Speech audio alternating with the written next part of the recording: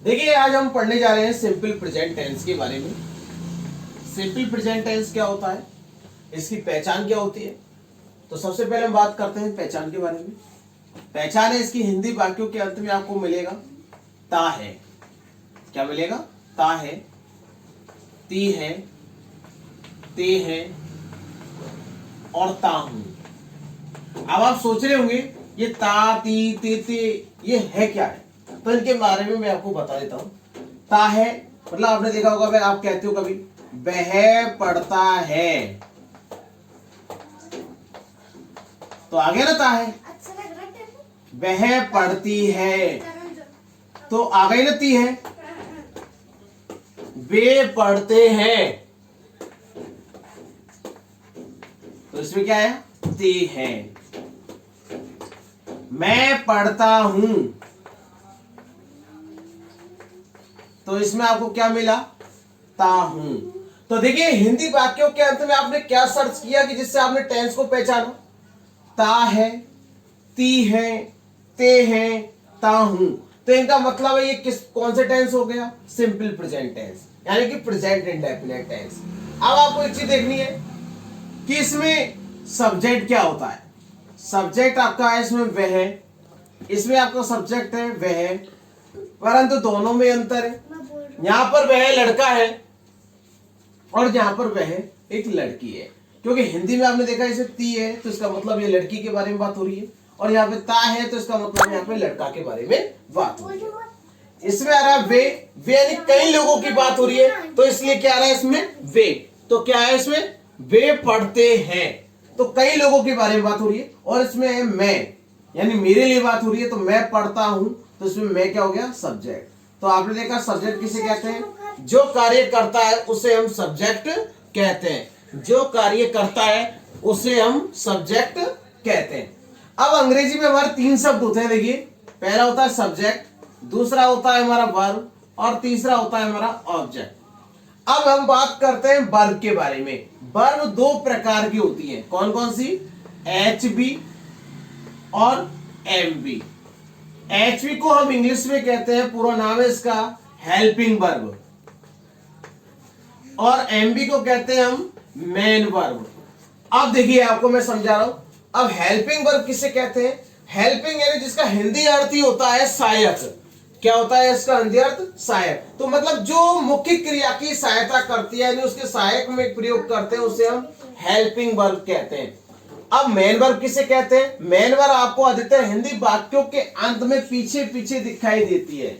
जैसे सोहन पढ़ता है तो इसमें पढ़ना क्रिया है, राम खेलता है तो इसमें खेलना क्रिया है, वह गाता है तो इसमें गाना क्रिया है, वह हंसता है तो इसमें हंसना क्रिया है, वह सोता है तो इसमें सोना क्रिया है। समझ गए? इन्हीं को ही हम अंग्रेजी में कहते हैं, पढ़ने को हम रीड कहते हैं, हंसने को हम लाफ कहते हैं, खेलने को हम प्ले कहते हैं। अब बात करते हैं हम इससे आगे की। इससे आगे की बात क्या है वो देखिए। इससे आगे की बात है कि हम सबसे पहले बात करेंगे अफर्मेटिव सेंटेंस की। अब देखिए अफर्मेटिव सेंटेंस क्या होता है। अफर्मेटिव सेंटेंस को हिंदी में कहते हैं सकारात्मक वाक्य। इसमें हम सबसे पहले सब्जेक्ट का प्रयोग करते हैं, सब्जेक्ट के बाद हम वर्ब का प्रयोग करते हैं। ध्यान रखने वाली बात यह कि अफर्मेटिव सेंटेंस में हम HB का प्रयोग नहीं करते हैं, सीधी वर्ब का प्रयोग करते हैं। और वर्ब भी कौन सी? First form. वर्ब कौन सी? First form. इसके बाद हम ऑब्जेक्ट का प्रयोग करेंगे। ऑब्जेक्ट को हम कहते हैं कर्म। हिंदी में क्या कहते हैं? कर्म। अब इसका एक रूल सुनिए। अफर्मेटिव सेंटेंस के अंतर्गत यानी कि पहले हमें पहचाना कि टेंस कौन सा है, ता है, ती है, आ रहा है, तो मतलब सिंपल प्रेजेंट हो गया।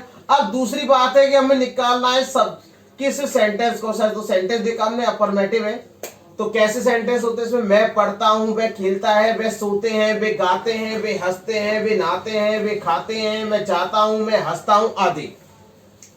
अब इनमें सब्जेक्ट आपको निकालना है। जो कार्य करता है उसे हम सब्जेक्ट कहते हैं, और जो कार्य किया जा रहा है उसे हम वर्ब कहते हैं। अब देखिए आपको, अगर आपका सब्जेक्ट आपका ही है यानी कि लड़का, वह में, शी है लड़की, इट है और नेम है, यानी कोई भी नाम हो सकता है या सिंगुलर नाउन हो सकता है।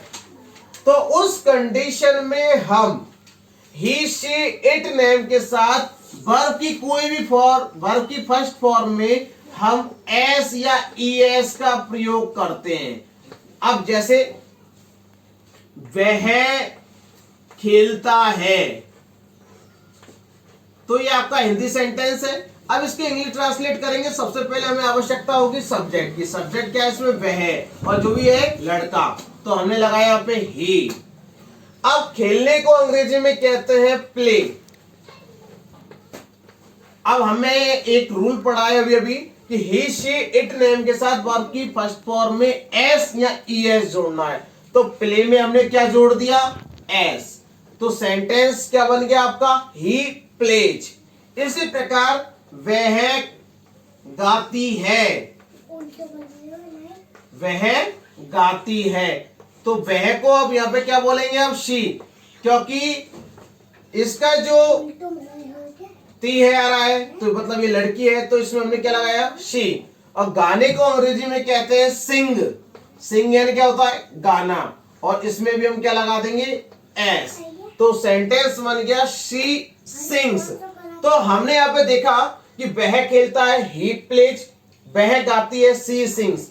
अब दोनों में एक चीज देखा हमने कि हमने वर्ब में क्या लगाया है? एस। और वो क्यों लगाया है उसका एक कारण मैंने आपको बताया था। यदि अफर्मेटिव सेंटेंस है तो और ही शी इट नेम आए तो हम उसमें वर्ब की फर्स्ट फॉर्म में एस या ईएस का प्रयोग करते हैं। अब हम बात करते हैं यदि हमारा सब्जेक्ट आई, यू, वी और दे हो। आई, यू, वी, दे, मतलब आई यानी मैं, यू यानी तुम, वी यानी हम और दे यानी वे हूं। तो इसमें केवल हम सीधे वर्ब की फर्स्ट फॉर्म का प्रयोग करते हैं। ध्यान रखने वाली बात यह है कि अब एस या ईएस का प्रयोग नहीं करेंगे। जैसे मैं खेलता हूं, तो मैं खेलता हूं की अंग्रेजी क्या बनेगी? I play. तुम जाते हो, इसकी अंग्रेजी बनेगी यू गो। हम खाते हैं, इसकी इंग्लिश बनेगी वी ईट। और अगला है बे सोते हैं, तो इसकी इंग्लिश बनेगी दे स्लिप।